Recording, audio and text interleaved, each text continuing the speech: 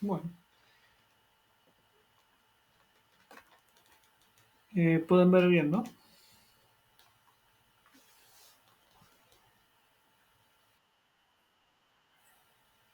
Bueno,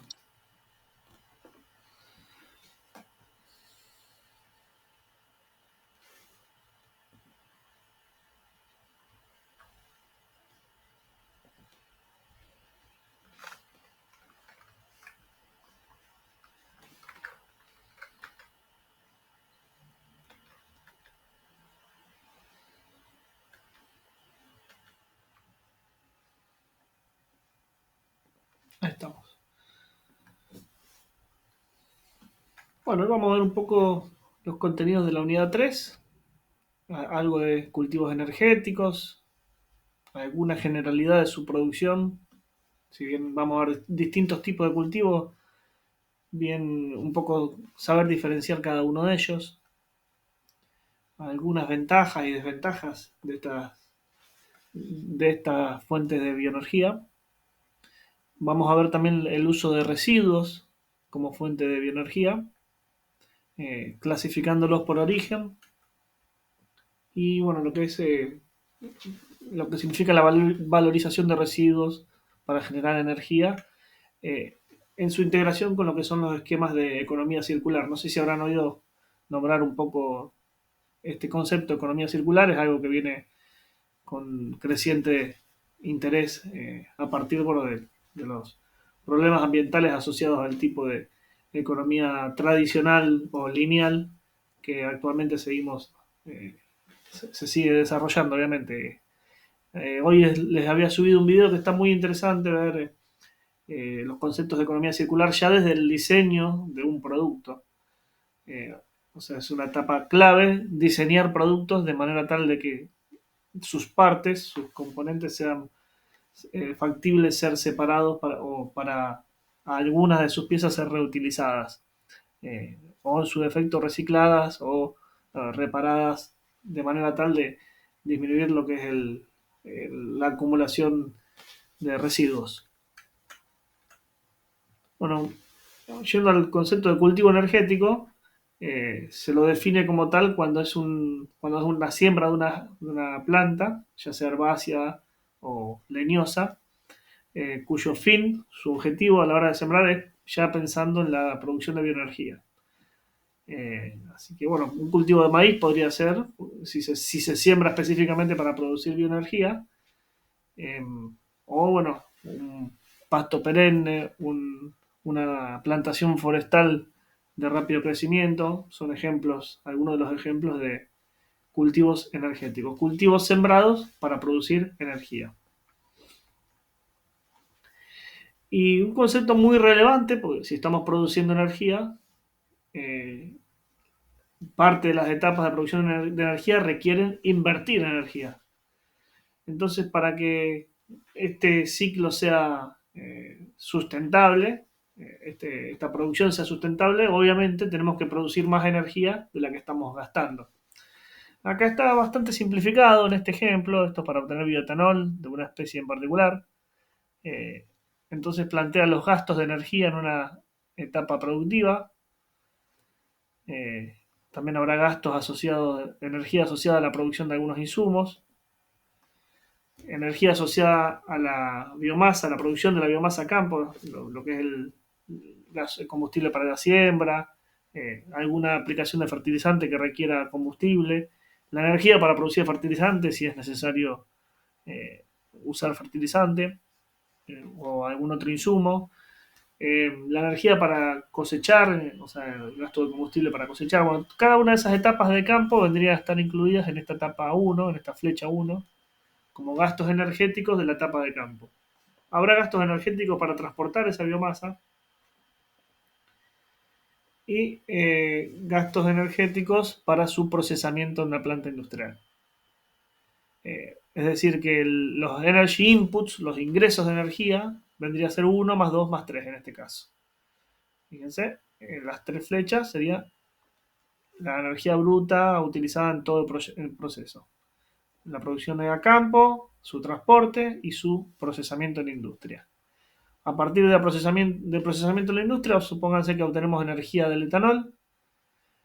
Supónganse que obtenemos otros combustibles, otras materias primas que no tienen combustible, pero bueno, tienen energía asociada y podemos valorizarla. En algunos casos sucede esto. Así que bueno, por más que se obtenga un producto cosmético que no tenga, digamos, con fines farmacéuticos, por ejemplo, que no tenga un uso energético, de alguna manera hay que valorizarlo porque es una salida eh, como parte del sistema y bueno, no es lo mismo obtener ese producto que no tenerlo. Entonces se lo valoriza de alguna manera como energía asociada a ese producto. Y luego hay unos residuos, generalmente en la producción de etanol, residuos sólidos que pueden combustionarse para generar electricidad. Por ejemplo, electricidad que se puede usar en parte para la misma planta, fíjense en S, la S vendría a ser de surplus, que es superávit, o sea, energía superavitaria, sobrante, de la cual una parte se usa para el mismo proceso industrial, para no requerir energía de la red, y otra parte queda como excedente, que va a formar parte de las salidas de energía. En definitiva, esta flecha número 5 vendría a ser la cantidad de energía de salida del sistema. Acá fíjense que lo desglosa, al 5 vendría a ser igual a G, o sea, la producción de etanol, la energía de etanol, más C, que es la de coproductos que no se usan como combustible, más S, que sería toda la energía eléctrica que se pueda obtener aparte de los subproductos sólidos, menos 4, porque ese 4 en realidad no termina siendo energía como salida, sino que es utilizada en el mismo sistema. Y bueno, ahí vamos a tener dos conceptos. Por un lado, el Net Energy Balance, o balance energético neto, que es simplemente salidas de energía menos ingresos, o sea, producción menos gasto de energía, día 5, que es todo lo que se produce, menos los gastos. No consideramos 4 porque 4 en realidad es autoabastecido. Y eso nos va a dar una cantidad de energía, o sea, tiene una dimensión en términos de energía. Podemos hacerlo, hay que ver a qué unidad lo referenciamos. Si decimos, bueno, energía por hectárea, por unidad de superficie, bueno, todos los gastos se llevan a unidad de hectárea y lo que se produce a nivel industrial hay que valorizarlo también en términos de gastos de energía por hectárea, para que sean comparables. También lo podemos hacer por tonelada de biomasa. Los resultados debieran ser eh, los mismos en términos de, digamos que tiene que haber un balance positivo, obviamente por tonelada de materia seca, tal vez de un valor distinto, o sea, va a dar un valor distinto a lo que es por hectárea, pero si multiplicamos las toneladas de materia seca por hectárea, nos tiene que dar el mismo valor. O sea, la energía neta producida por tonelada de materia seca, si la multiplicamos por la cantidad de materia seca por hectárea, nos va a dar lo mismo que la energía neta por hectárea si la calculamos directamente por unidad de superficie.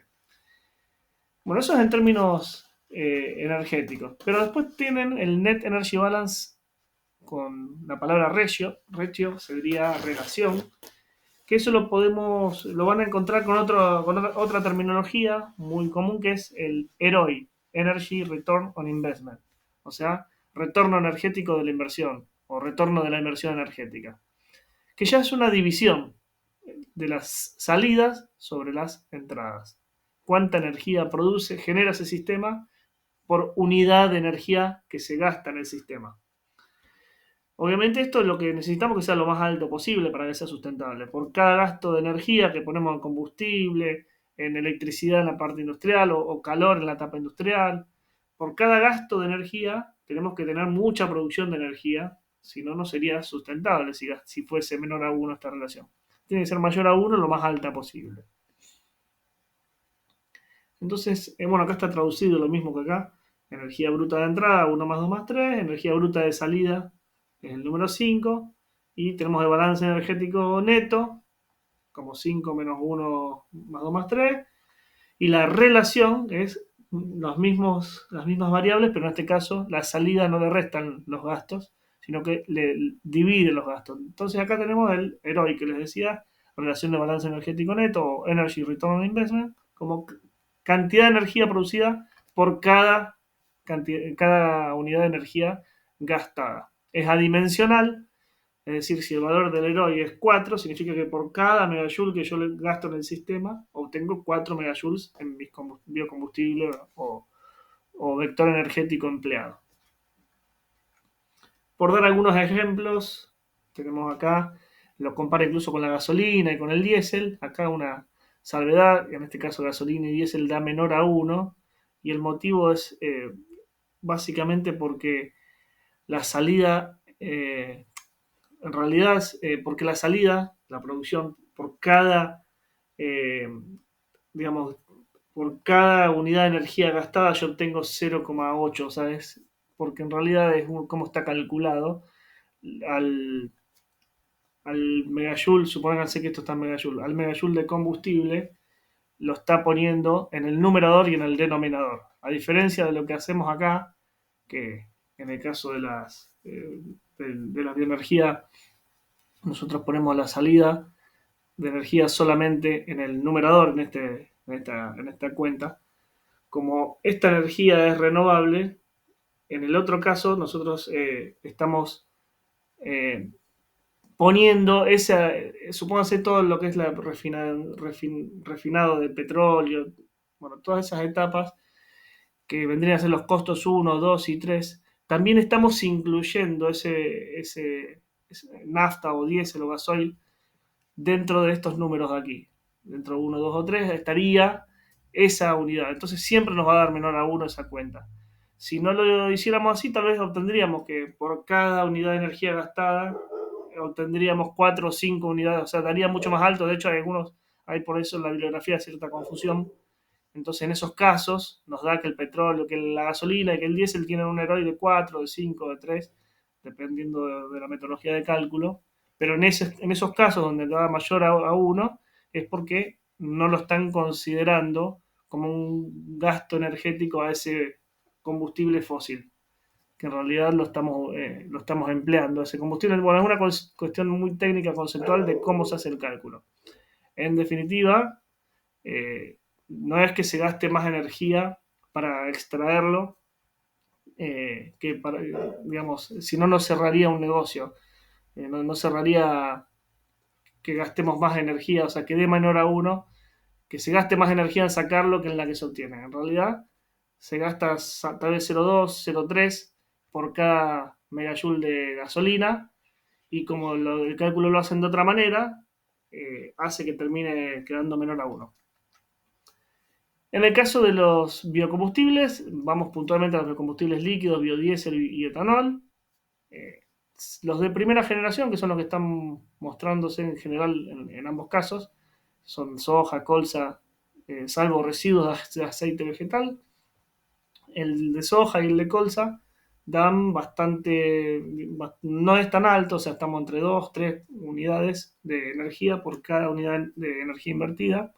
Residuos de aceite vegetal les da en esta publicación, al menos los cálculos que hacen, le da más alto, y aceite de palma está mejor posicionado. En el caso de lo que es etanol, a partir de maíz, en general la bibliografía da estos valores entre 1 y 2, o sea, es bajo.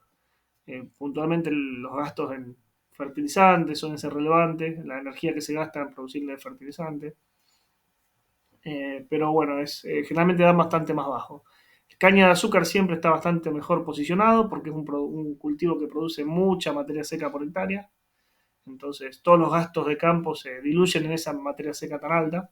Y los celulósicos también están planteados como muy sustentables desde este punto de vista, al menos, por también al ser plantaciones perennes, o sea, que uno gasta energía en sembrarlo un año, pero después quedan por muchos años sembrados y solamente resta la labor de cosecha. Generalmente tenemos buenos desempeños energéticos. Es decir, podemos tener 8, 9 o 10 unidades de energía obtenida por cada unidad de energía gastada. Para un cultivo de maíz, por ejemplo, por dar un ejemplo, nosotros tenemos que preparar el lote, un control mecánico de maleza si hace falta o con herbicidas, gastos en lubricantes, en combustibles para la maquinaria, conseguir la semilla, conseguir el fertilizante, el combustible, bueno, el terápico de semilla. Cada uno de estos productos puede tener algún costo energético que en una evaluación de impacto ambiental o en un análisis de ciclo de vida, que algo vamos a ver más adelante, pueden o no estar considerados, eso siempre y cuando sea transparente el mecanismo en el cual se calcula. Hay cosas que se pueden dejar de lado. Obviamente no vamos a dejar de lado el gasoil, que es algo muy relevante, porque si no sería objeto de cuestionamiento a la hora de publicarlo o a la hora de intentar hacer ese análisis de ciclo de vida. Luego tenemos gastos durante el crecimiento del cultivo de distintos insumos, fitosanitarios, fertilizantes. Y por último, la etapa de cosecha. En lo que respecta a los pastizales naturales, por ejemplo, que fue el trabajo de mi tesis, algo no menos relevante es que están sujetos, o sea, el costo-oportunidad, si se quiere, o sea, si no se cosecha hoy día, es que la situación que habitualmente se quema. O sea, es un recurso, una biomasa que habitualmente un productor la quema. Esta es una imagen que tomé yo cuando me dirigía a uno de los campos a hacer unas cosechas para mi tesis. Y bueno, era frecuente pasar por zonas que se estaban quemando o ver focos de incendio en distintas distancias. Se quema buscando, o el motivo por el cual lo quema el productor es para fomentar un rebrote de mayor aptitud forrajera, son sistemas ganaderos, sistema de producción ganadera. Entonces, como es el pasto en general y esta especie en particular, en la medida que pasa el tiempo va perdiendo calidad y el animal no la consume, el productor lo quema con ese objetivo, obtener pasto de mayor calidad. Entonces el planteo en el caso de mi tesis es poder cortar, cosechar la biomasa, ya que el resultado es esencialmente el mismo. Al cortar la biomasa y llevarnos esa biomasa cosechada, el ingreso de radiación solar permite el crecimiento de rebrotes y bueno, con el beneficio de no estar quemando y no estar emitiendo dióxido de carbono al aire, o en el momento en que se emite, que es cuando se produce la bioenergía, al menos se produce generando un servicio o aprovechando esa biomasa para algo que si no se tendría que recurrir a un combustible fósil. Las etapas de campo para esta biomasa, bueno, en este caso tiene está con una alta densidad de hormigueros, este tipo de biomasa en estos lugares, entonces hay que hacer un alisado del terreno, gastando combustible. Luego, una vez que está emparejado el terreno, hay que cortar con desmalezadora. Se forman estas andanas de biomasa cortada que tiene que rastrillarse para aumentar el tamaño de la andana.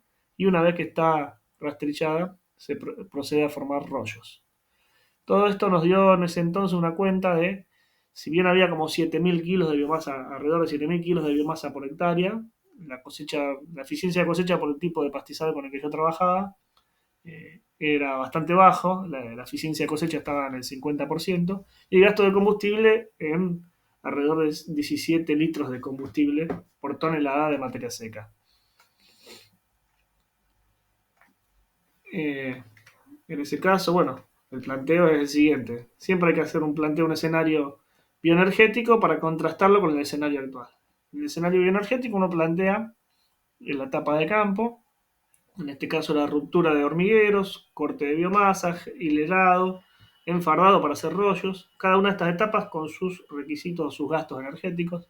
Y una vez que se cosechan esos rollos, se integra con el sistema actual de pastoreo y descanso. Pastoreo y descanso, o sea, el animal pastorea el rebrote y este rebrote, una vez consumido, vuelve a crecer hasta que en algún momento vuelve a suceder el hecho de que aumenta demasiado la biomasa y no es aprovechada por el ganado, generando biomasa de menor calidad, se lo deja descansar para un nuevo corte que será los 2 o 3 años del primer corte.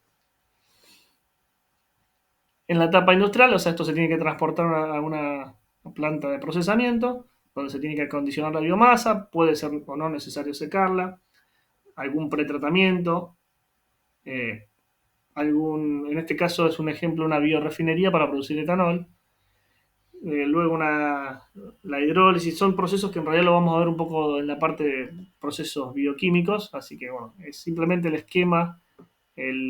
el esquema de la cantidad de etapas que se consideraron en este trabajo. Y luego los residuos sólidos para autoabastecer eléctricamente a la planta y térmicamente en caso de requerirse de calor. Planteando un superávit energético muy bajo, esto en base a bibliografía, era una cantidad muy baja de electricidad, Y bueno, acá van a ver el concepto de unidad funcional, que es algo que nuevamente vamos a repasar más adelante en la unidad que veamos análisis de ciclo de vida, así que no me voy a detener mucho en ello. Lo interesante es ver que, bueno, el objetivo es producir 1 megajoule de combustible líquido de manera de contrastarlo con el combustible a reemplazar y ver qué emisiones y qué impacto genera el sistema propuesto versus las emisiones que genera el sistema a reemplazar. En este caso, 1 megajoule de nafta, donde en el sistema actual, o sea, el que se propone reemplazar, tenemos en lugar de la cosecha, con alternado el pastoreo y descanso, en lugar de una cosecha hay una quema. Y esa quema genera emisiones que son contabilizadas, que fueron contabilizadas en el trabajo que hice para mi tesis. Y esta electricidad, si no la producimos nosotros de esta manera, se tiene que recurrir a el mix energético argentino, es decir, esto vendría a ser un producto evitado. Por el sistema bioenergético evitaría esta cantidad de electricidad, entonces son emisiones que se evitan.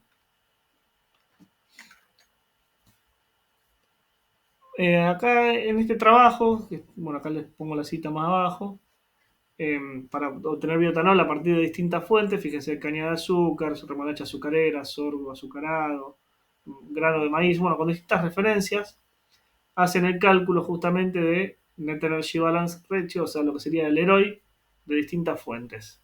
Tenemos la cantidad de rendimiento en materia verde o fresca, materia fresca, fresh biomass, vendría a ser incluyendo el agua.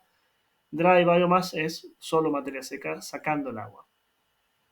La eficiencia de conversión en litros de etanol por tonelada de materia verde, en este caso están calculados, en algunos casos lo calculan es según la referencia que toman.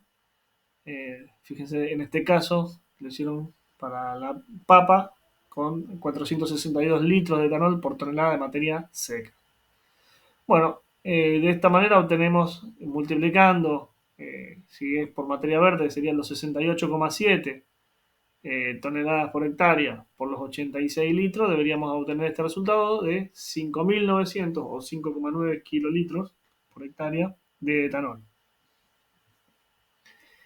Luego, eso sería la producción. El etanol con un poder calorífico inferior de 21,2 megajoule por litro y los gastos energéticos de la producción de biomasa de esta cita plantea para caña de azúcar que se gastan 11,2 gigajoules en este caso de energía para la producción de biomasa, así que esto englobará todo, un 5,9 por tonelada para su transporte, 3,4 para gigajoules por hectárea, todo está llevado a la hectárea, como les decía, se puede hacer por hectárea o por tonelada, en este caso lo hace por hectárea, de manera que obtenemos la suma de estos tres, vendrían a ser los gastos energéticos por hectárea, y cuál sería la salida energética. O sea, estos son los inputs energéticos, 11, 2, 5, 9, 3, 4.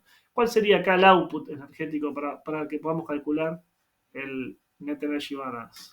Si se animan a responderlo.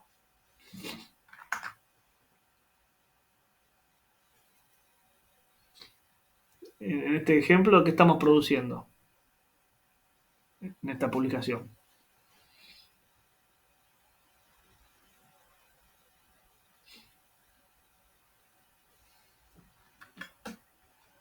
¿Cómo nos anima? Las salidas energéticas de estos planteos que están con los datos de esta tabla. ¿Cuál es la energía que se obtiene? En el caso de la caña de azúcar con este cálculo.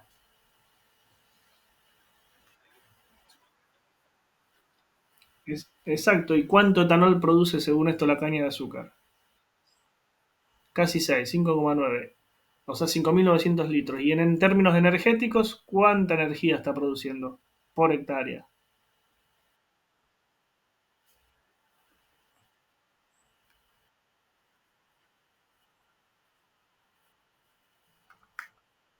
Claro, ese es el cálculo que hay que hacer. Ese es el cálculo que hay que hacer. Si lo puedo. Serían 5.900 litros por 21,2 megajoule por litro. Estas son la cantidad de megajoule producidos por hectárea. Y para obtener este Net Energy Balance Ratio o EROI, en realidad, por lo menos me gusta más pronunciarlo de esa forma, lo tenemos que dividir por qué cosa.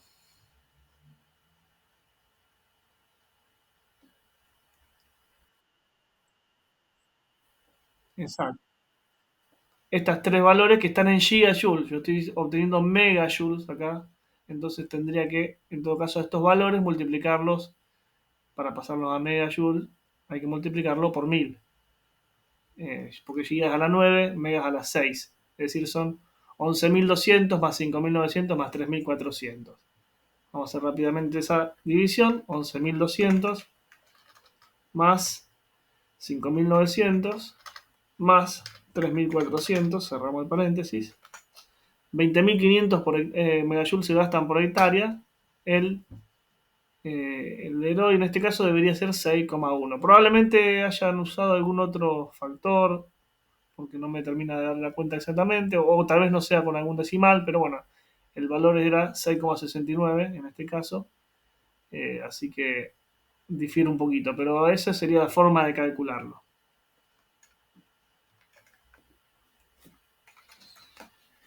En este caso son todos combustibles de primera generación. Vamos a los celulósicos, switchgrass o miscanthus o algunas otras opciones. En general, salvo la caña de azúcar, que en realidad cuando hablan de caña de azúcar y valores tan altos, un poco el motivo es porque no está usando solamente el azúcar. Acá. Se suele usar la fibra de la caña de azúcar, se suele usar, o sea, en parte es de segunda generación. No es solamente, cuando habla de 80 de 19 toneladas de materia seca por hectárea, no se obtienen 19 toneladas de azúcar. Entonces un poco está mezclado la parte de primera generación, que es un alimento que se usa para producir etanol, con la parte que es celulósica, que no es azúcar, es un carbohidrato, pero no es el azúcar que se obtiene como alimento, que viene de la caña de azúcar, y por eso es el único cultivo que da valores tan altos de retornos energéticos. En cambio, en este caso, bueno, con producciones de 10 toneladas de materia seca por hectárea, o en algunos casos hasta 59 toneladas, bueno, fíjense, y los gastos energéticos, bueno, en cada uno también se puede obtener de esta manera resultado de Net Energy Balance Ratio de esta fuente, que en general son más altos los lignocelulósicos, el etanol lignocelulósico da una tasa de retorno energético más alta. Bueno, algunas ventajas de usar la biomasa eh, como para obtener biocombustible. Como es algo que está tan distribuido espacialmente, o sea, no está concentrado, en el sector rural, obviamente, eh, y se emplean herramientas que muchas veces los productores ya tienen. El desarrollo de este tipo de productos que en Argentina está tan incipiente permitiría generar nuevos puestos de trabajo, nuevas prestaciones de servicios para un contratista rural que tenga que preste servicio de confección de rollos, por ejemplo, sería una nueva entrada de ingresos como prestación de servicios por nuevos clientes o nuevos sistemas productivos que requieran de sus servicios. Entonces dinamiza el sector rural desde ese punto de vista. Y obviamente también el sector industrial, que permitiría, digamos, que se requeriría de determinadas prestaciones de servicios del sector industrial también. Como ser para la molienda, bueno, para equipamiento y maquinaria para llevar a cabo las actividades industriales también. Eh, Permite o mejora la seguridad energética al poder reemplazar los combustibles convencionales, obviamente. Eh, yo les comentaba los de las quemas, hoy día las quemas es muy común, acá en Rosario también los sentimos permanentemente con las quemas de los pastizales en el delta del Paraná. Entonces, de alguna manera, si uno pudiese cosechar esta biomasa, permitiría reducir los efectos nocivos en la salud y en el medio ambiente generados no solo por el uso de combustibles fósiles, que también los tiene, sino por el reemplazo de una actividad que actualmente genera problemas en la salud. Eh, por ahí, bueno, algunas cuestiones que tiene una inversión inicial alta en general y hay poco desarrollo por eso que se requeriría aumentar lo que es la subvención a este tipo de tecnologías para mejorar un poco lo que se conoce como el learning by doing, aprender mientras se va haciendo en estas tecnologías que son tan incipientes. Eh, Permite en muchos casos aprovechar residuos que hoy día también se queman y generan problemas. Hay muchos poblados en zonas rurales donde la madera es una moneda frecuente eh, para aserraderos, zonas de muchos aserraderos, y bueno, se generan las pilas de residuos de acerrín, que como termina siendo una problemática, lo que se suele hacer es quemarlo, y la quema de ese acerrín genera problemas también en esos poblados.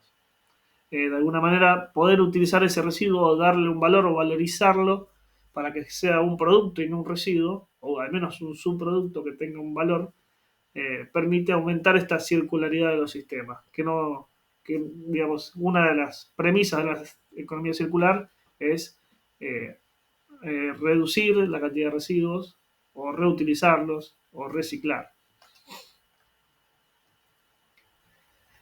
Bueno, a su vez, al aprovechar de ese tipo de desechos para muchas industrias, no solamente evitarse el problema de generar un desecho o residuo que tienen que disponerlo de alguna manera, hasta en algunos casos tienen que hasta pagar para poder sacárselo de encima. Esto es tal cual así, el caso típico, yo les puse ahí la planta de cáscara de maní en Ticino, en la provincia de Córdoba, tenían que pagar para sacarse encima de ese problema, eso que para ellos era un problema.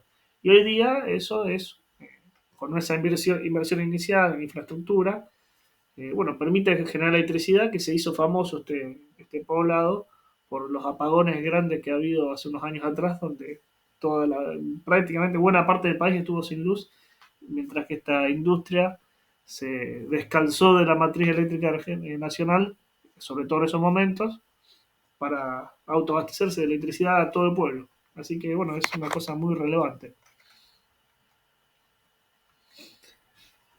Bueno, algunas de las problemáticas a tratar de resolver es el suministro irregular. La biomasa, como depende del ambiente y de las condiciones ambientales para su producción, tiene que estar en tiempo y forma la cantidad que se requiera para el gasificador, para una caldera o para el sistema con el cual se requiera trabajar. Entonces está sujeto a las condiciones climáticas. En algunos casos, bueno, como desventaja lo venimos hablando ya en las clases, puede competir con la producción de alimentos o incluso en lo que es de primera generación, directamente utilizar alimentos para producir energía. Tienen baja densidad energética. El etanol comparado a la nafta tiene un 34% menos, el biodiesel un 7% menos que el diésel a reemplazar, o sea, tienen menor poder calorífico, lo cual implica una menor autonomía en un vehículo, por ejemplo. Y bueno, suele tener altos costos de transporte y de almacenamiento. Esa gran cantidad de biomasa se tiene que almacenar para tenerla a disposición cuando se la requiera. Y eso tiene un costo, tiene un cuidado, o sea, se requiere que eso no se moje o no se ensucie. Distintas cuestiones que hacen a la calidad. Hay que tratarlo como un recurso con calidad. O sea, eh, por más que querramos obtener energía a partir de acerrín, no podemos utilizar un acerrín si ese acerrín está contaminado, si en el mismo lugar donde tiran el acerrín tiran tierra. Entonces, si en un gasificador ponemos una materia prima que está contaminada y de mala calidad, el proceso no va a funcionar de la forma que debiera. Y bueno, el bajo know-how de estas tecnologías es un poco lo que viene demorando también su expansión. Bueno, vamos a lo que es la valorización de residuos o el término residuo. Generalmente se le aplica cuando, o sea, no sembramos un cultivo para obtener un residuo. En este caso es un subproducto de una determinada actividad. Es un producto que incluso el residuo está asociado a veces a algo que directamente, como lo dice la palabra, es un residuo, no se aprovecha, no tiene ningún uso. Bueno, desde la bioenergía lo que buscamos es tratar de valorizarlo y que ese residuo en realidad pase a ser un subproducto. De manera que pueda emplearse con un fin bioenergético. Eh, Algunos ejemplos: rastrojo de maíz o rastrojo de caña de azúcar, el rastrojo de trigo, la corteza o viruta o acerrín de algún aserradero. Los vamos a clasificar en primarios cuando vienen justamente de la actividad primaria o de la actividad agrícola o forestal. Entonces es un residuo un rastrojo de maíz es un residuo primario. Eh, un rastrojo de trigo o los restos de poda es un residuo primario.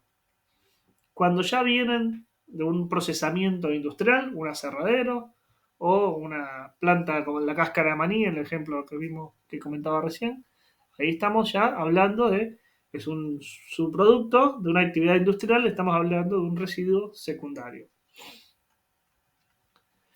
Y luego tenemos los que se generan luego de la etapa de uso. O sea, ya ahí generalmente, al no ser de la industria, sino un consumidor final, generalmente está más disperso. Por eso también tiene sus dificultades.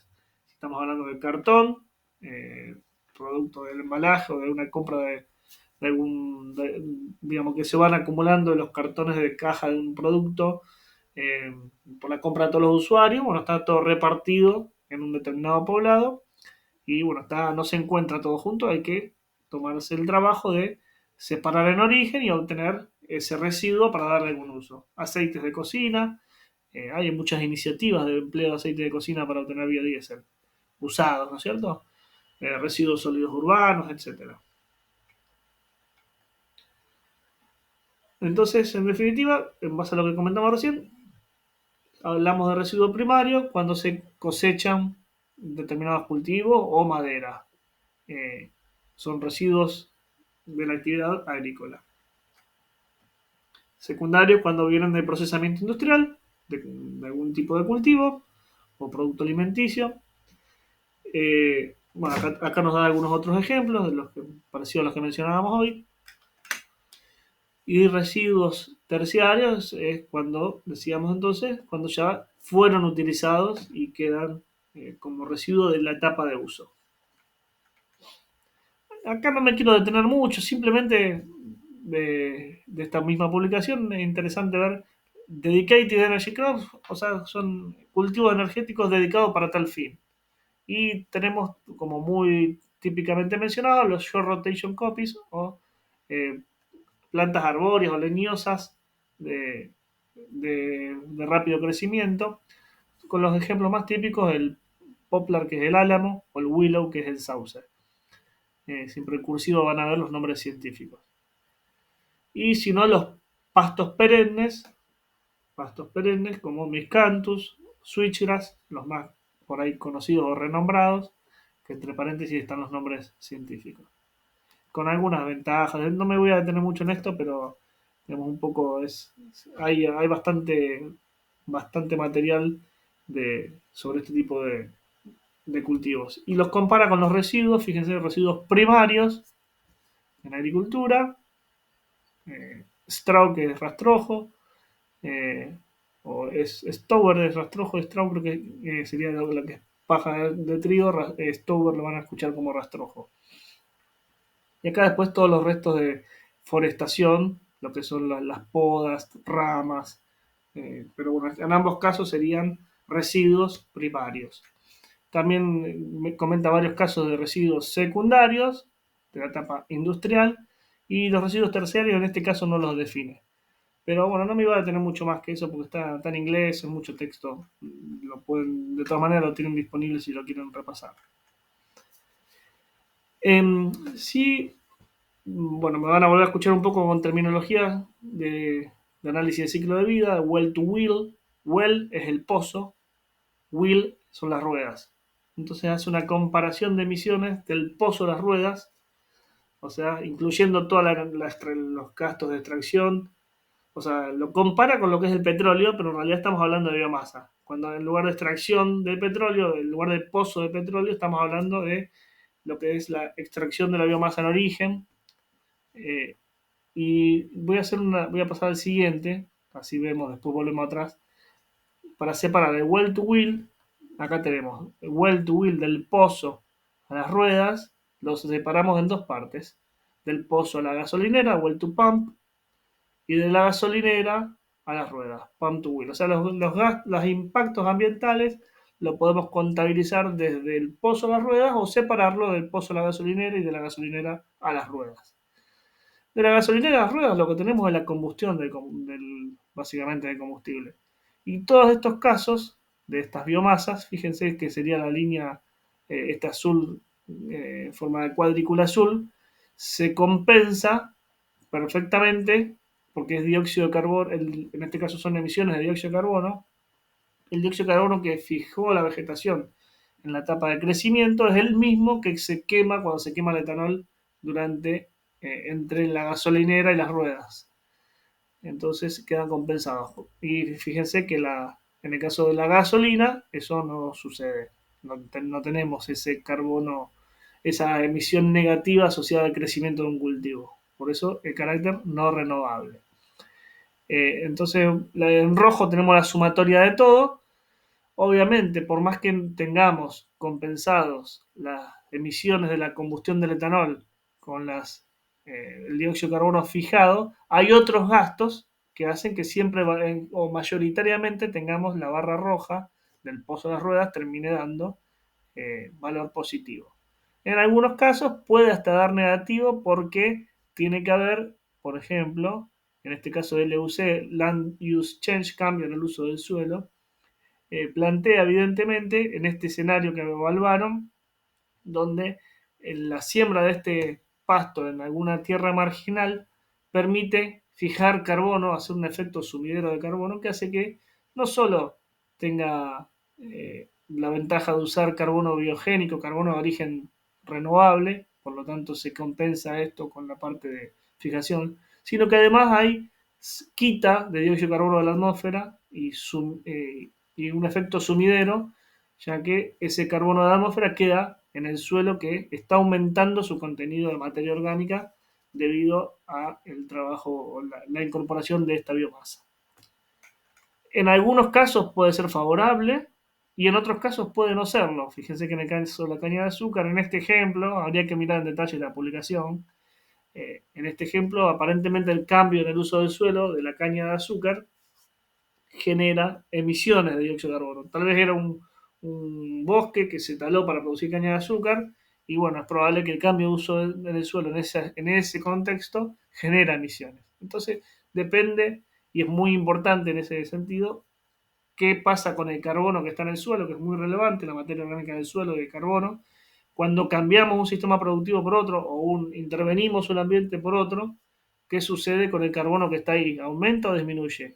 Ese carbono se aumenta en el suelo, vamos a tener efecto sumidero de carbono, mejorando el perfil ambiental de ese producto, de ese etanol o de esa biomasa. Y si la intervención hace que disminuya, si intervenimos un pastizal para sembrar maíz para obtener bioetanol, y el pastizal tenía muchísimo carbono en el suelo y el maíz genera mucha más remoción de ese carbono en el suelo, vamos a tener situaciones parecidas a esta que muestra la caña de azúcar. El cambio en el uso del suelo genera emisiones y esas emisiones se contabilizan. Bueno, simplemente para ver algunos valores en gramos por megajoule, cada megajoule de energía tenemos para los lignocelulósicos cercanos a cero, pero serán 5 o 10 gramos de dióxido de carbono equivalente por cada megajoule generado, contra los casi 100 gramos de dióxido de carbono equivalente que genera cada megajoule de gasolina. Entonces tenemos como resultado que si comparamos el etanol con el combustible, con la nafta a reemplazar, en general caña de azúcar y lignocelulósicos están muy bien posicionados con una disminución de casi el 100% y en algunos casos más del 100%, quiere decir hay incorporación de carbono en el suelo. O en otros casos, el rastrojo de trigo o en el caso de grano de maíz, bueno, tenemos reducciones no tan notorias y en algunos casos hasta hay mayor producción de dióxido de carbono que el combustible a reemplazar. Eso depende del modelo que se haya evaluado, los considerandos que tenga ese maíz, las distancias viajadas, transportadas. Del análisis va a surgir como el resultado que se obtenga. Y en el caso del biodiesel, donde reemplazamos al gasoil o al diésel, bueno, lo que es colza o aceite de palma, da estos valores de reducción, y en teoría lignocelulósicos. Habla de lignocelulósicos, pero en realidad recuerden que acá estamos hablando de, para tener biodiesel tiene que ser una biomasa oleosa. Así que acá hay habría que mirar bien a qué llaman ellos lignocelulósico, salvo que sea biodiesel obtenido a partir de algunos procesos que permiten a la lignocelulosa transformarla en biodiesel, pero son procesos que están en mucho menor nivel de desarrollo. Eh, Hoy día lo poquito que se produce de biodiesel a nivel global es o de semillas oleosas como colza, palma o soja, o se está evaluando especies que no son alimenticias como la jatrofa eh, o algún subproducto oleoso, pero en general se parte de la base de obtener algo que sea de tipo aceite, ¿no es cierto? De una biomasa de tipo oleosa, no lignocelulósica. Bueno, nada, acá me faltaba mostrar un poco las imágenes simplemente de cada uno de las biomasas contempladas. Fíjense, corn stover, o sea, rastrojo de maíz, y acá hacen corn solamente el grano de maíz. Y pueden ver que el perfil del grano de maíz, en cuanto a las emisiones de gases de efecto invernadero, no es tan bueno como el de los lignocelulósicos. Bueno, entonces en la valorización de residuos hay que contemplar varias cuestiones, ver cuál es el escenario alternativo eh, a ese residuo, qué pasa con ese residuo si no lo utilizamos como fuente de bioenergía. Eh, Tanto esto aplica para residuos, para también para cualquier tipo de biomasa. ¿Qué se evita al utilizar este residuo para producir bioenergía? ¿Qué procesos o productos se evitan? Esto es muy relevante porque si evitamos ese proceso, porque obtenemos la energía de otra manera, evitamos emisiones asociadas a esos procesos. Y bueno, para que termine de cerrar estos sistemas propuestos, también tiene que haber algún beneficio económico para dar uso a este residuo. Tiene que cerrar desde todas las aristas. Algún ejemplo, como el acerrín en lugar de su quema, como hoy les comentaba. Eh, ¿Cuál es el proceso evitado? Bueno, quemamos acerrín en una industria en lugar de gas natural para obtener calor, podría ser un ejemplo. Y habrá que contemplar la parte económica del costo que tenga ese acerrín y todo el proceso versus el costo que tiene el gas natural a reemplazar. Algo de la parte económica de proyectos de inversión vamos a ver en la última unidad. Bueno, retomando un poco la parte de economía circular, que para ir cerrando la clase ya de hoy, tenemos en este libro había una buena búsqueda bibliográfica de conceptos de economía circular. Como les decía, si bien está muy en boga recientemente, eh, ya se viene trabajando hace tiempo con esta temática y acá, bueno, encontró este autor 114 definiciones diferentes. Tal vez yo me quedo un poco con la del autor, si bien la ayorné un poco al español, pero lo podemos definir como un sistema regenerativo donde se minimizan los recursos necesarios para un proceso. Yo tengo que un sistema productivo, tengo que tratar de usar la menor cantidad de recursos posible. Tenemos que tratar de tener la menor cantidad de residuos posible, o eventualmente esos residuos encontrarle una utilidad, y evitar las emisiones y las fugas de energía, obviamente. Eh, de esta manera lo que se busca es cerrar bucles, o sea, estrechar ciclos incluso de materia y energía con las etapas que me preceden y que me siguen adelante en la cadena de producción, o en una determinada cadena productiva donde hay muchos interlocutores. Hay que tratar de que lo que uno deja lo aproveche al menos alguien de la cadena productiva más adelante, aguas arriba o aguas abajo, o en su defecto sea utilizado para otra vía productiva. Entonces la economía circular abarca no solamente una única eh, cadena de producción de un tipo de producto o servicio, sino que busca un entrelazado entre distintas industrias o distintos sectores de la economía. Así que, bueno, y cosas importantes a tener en cuenta, como les decía hoy, desde el diseño. Imagínense, esto va totalmente a las antípodas de lo que se llama obsolescencia programada. Muchas veces la industria, hay casos recontra conocidos, donde se crean productos buscando que el mismo tenga una durabilidad menor, para que ese producto sea necesario su compra nuevamente en un plazo menor de tiempo para tener maximizadas las ventas. La obsolescencia programada, bueno, obviamente, tiene esa, ese fundamento, pero va en contra del bien común, obviamente. Otro ejemplo es, bueno, hoy día por lo menos eso está mejorando un poco, pero ya desde que se iniciaron el tema de los celulares, hace 20 años atrás o más, teníamos cada celular con un cargador diferente. Hoy día, si bien hay varios tipos de cargadores, ya prácticamente se han homogeneizado bastante. Entonces eso es una, una buena o una ventaja porque podemos tener que cambiar el celular, pero no necesitamos comprar nuevamente un cargador. Ya aminorando o achicando la cantidad de materiales necesarios a la hora de adquirir un nuevo dispositivo. Así que bueno, desde el diseño de los productos es una cosa muy relevante. Por dar otro ejemplo que no es de bioenergía, sino que es de las energías renovables eólicas, en Europa hay un gran problema con el fin de vida de las aspas de los molinos de viento para generar energía eólica.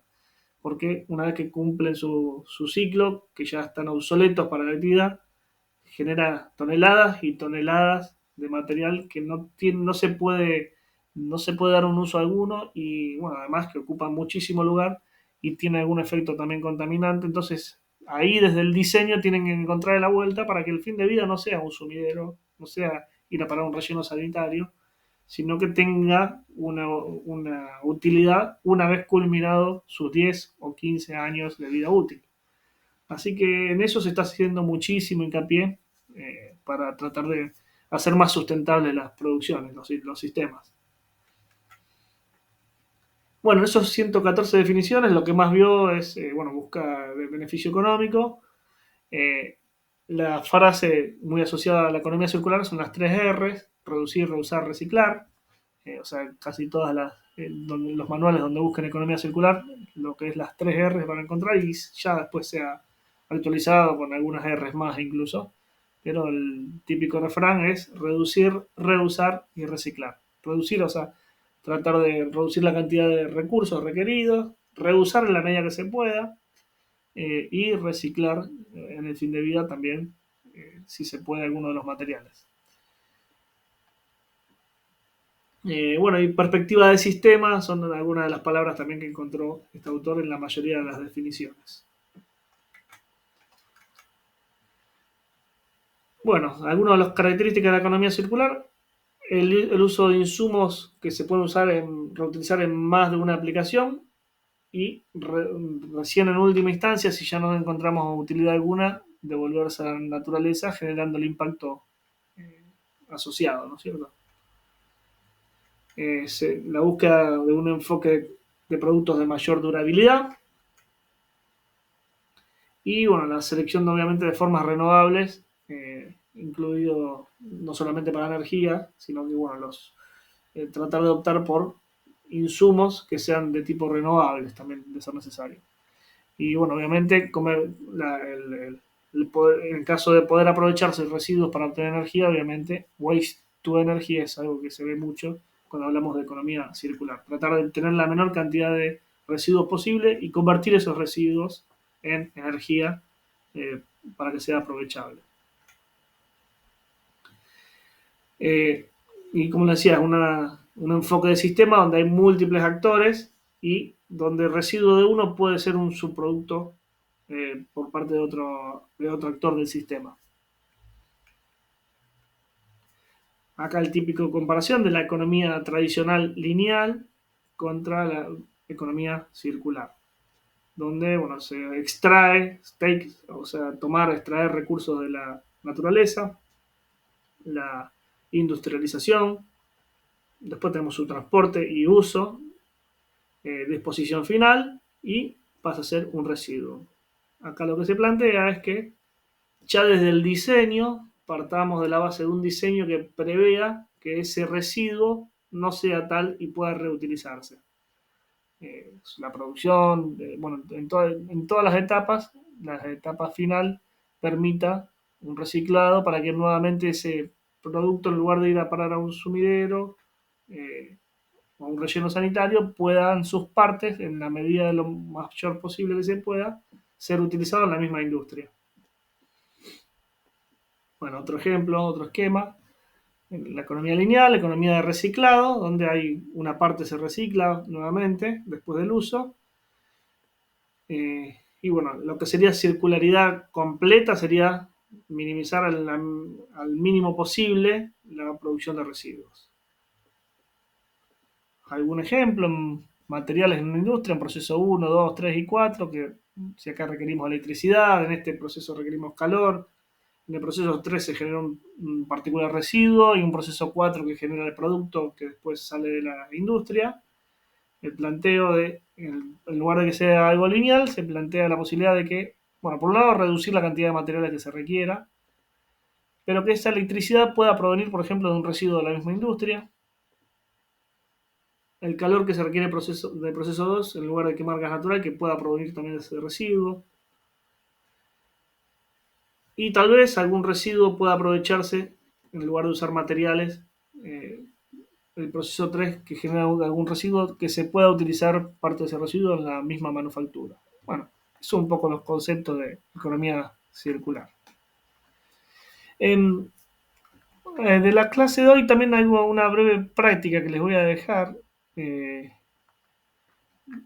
bueno, un poco lo que vimos hoy de Heroi, de tasa de retorno energético. Yo acá les dejé, esto después se lo puedo pasar en alguna imagen o dejarles el mismo Excel, un ejemplo, una producción a campo, donde tenemos gastos de gasoil, 8 litros por hectárea para la siembra, 4 litros por hectárea para fertilizar, 35 litros por hectárea de la cosecha, con un rendimiento de 15 toneladas de materia seca, vamos a suponer, por hectárea.